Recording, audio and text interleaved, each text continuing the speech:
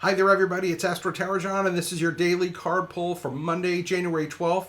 And we've got Justice again. This is the second time in 4 days that we've got Justice. We got it back on the 9th. This time it's the Before Tarot and not the Labyrinth Tarot by Jim Henson. The Justice card for today is in the Before Tarot, which is meant to represent the moment just before the picture for the Rider-Waite-Smith art was quote-unquote taken. And here in the Justice card, we have a dove. You'll see that the sword has fallen on the floor, and you're also going to see that the scales are slightly off. So again, this is the moment just before the picture for the traditional Rider-Waite-Smith card was done. So there are a few differences in it. And we're going to focus a little bit on that today as we talk about our meaning for this card. We just got it recently. To get a card for a daily draw twice in such a short time means that obviously the message of justice is one we really need to hear. Today I'm going to focus on the message that comes with the Libra feeling of this card. Now, for those of you who are not into astrology, Libra is a sign of balance and fairness and harmony. And obviously this is a message that needs to come into our lives more often, especially now when we're dealing with a whole lot that's going on in the world and just trying to keep things harmonious in our own lives. So what's important about this card for us today? Well, one of the things we need to think about today is that we need to look for diplomatic solutions for the things in our lives. The old saying is you can get further with honey than you can with vinegar. So for today, as we're dealing with different people, we're dealing with different solutions at work, at home, in our community organizations, try to go with honey first before we go with the vinegar solutions. Now, I'll be the first one to tell you that sometimes honey just doesn't work, and you do have to go with a harder push to get things done.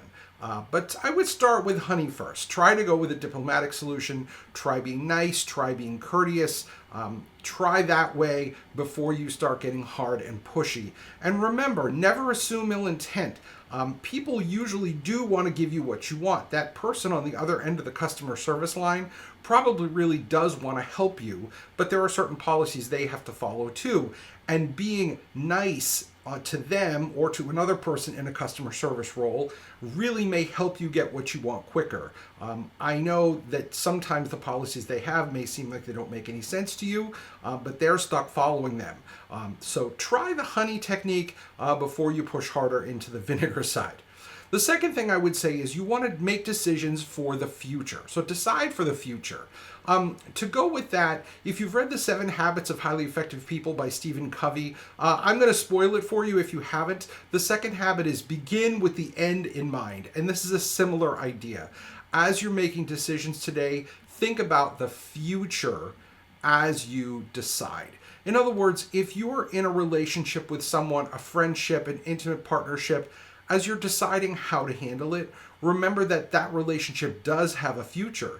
If you want it to continue to have a future, you're going to have to decide a certain way. If you don't want it to have a future, then you can decide other ways. But decide for the future when you're thinking about how to go in a relationship or in any kind of partnership. Every decision that you make has an impact on the future of the relationship. In the workplace, it can be the future of a given project or a given initiative. So as you're making decisions today, make sure you're deciding for the future. Finally, you're going to want to put the puzzle pieces together between events. Make connections between those events. They like to say, connect the dots. Most things don't happen in a vacuum, folks. There's a reason why things happen. So step back with justice, start weighing events, and make connections between those events because there are often things that you can find when you're looking for connections between events. In any case, my name is AstroTarotJohn. It's been great having you here. Today has been the card for January 12th, 2026. I look forward to seeing you across my tarot table soon, whether virtually or in person.